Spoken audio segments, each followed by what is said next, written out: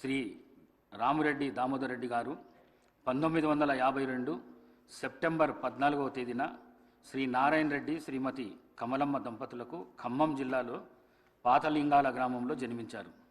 వీరి విద్యాభ్యాసం అంతా తెలంగాణ రాష్ట్రంలో జరిగింది.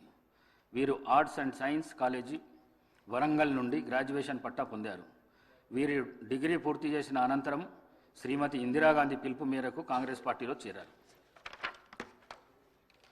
వీరు 1985, 1989, 1989, 1994, 1994, 1999 మరియు 2004, 2009 టర్మ్లకు గాను తుంగతుర్తి నియోజకవర్గం నుండి శాసనసభ సభ్యుడిగా 4 పర్యాయములు మరియు 2009 నుండి 2014 మధ్యకాలంలో సూర్యాపేట నియోజకవర్గం నుండి గెలుపొందారు.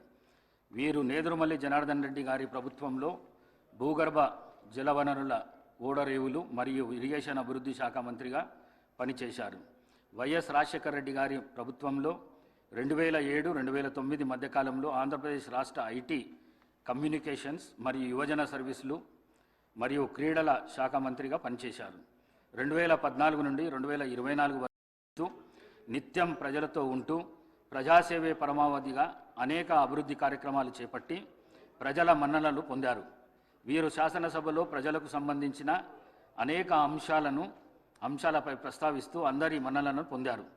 వీరు 73 సంవత్సరాల వయస్సులో 2025 అక్టోబర్ 1వ తేదీన పరమపదించారు. సంతాప ప్రతిపాదన.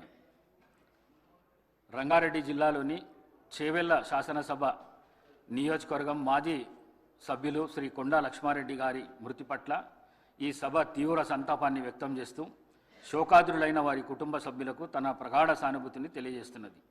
శ్రీ కొండా లక్ష్మారెడ్డి గారు 1941 సంవత్సరంలో పెద్దమంగళారం గ్రామము, చేవెళ్ల తాలూకా, రంగారెడ్డి జిల్లాలో జన్మించారు. వీరు 1983-84 కాలానికి గాను చేవెళ్ల శాసనసభ నియోజకవర్గానికి ప్రాతినిధ్యం వహించారు. వీరు జర్నలిజంపై మక్కువతో 1980లో న్యూస్ అండ్ సర్వీసెస్ సిండికేట్ను స్థాపించారు.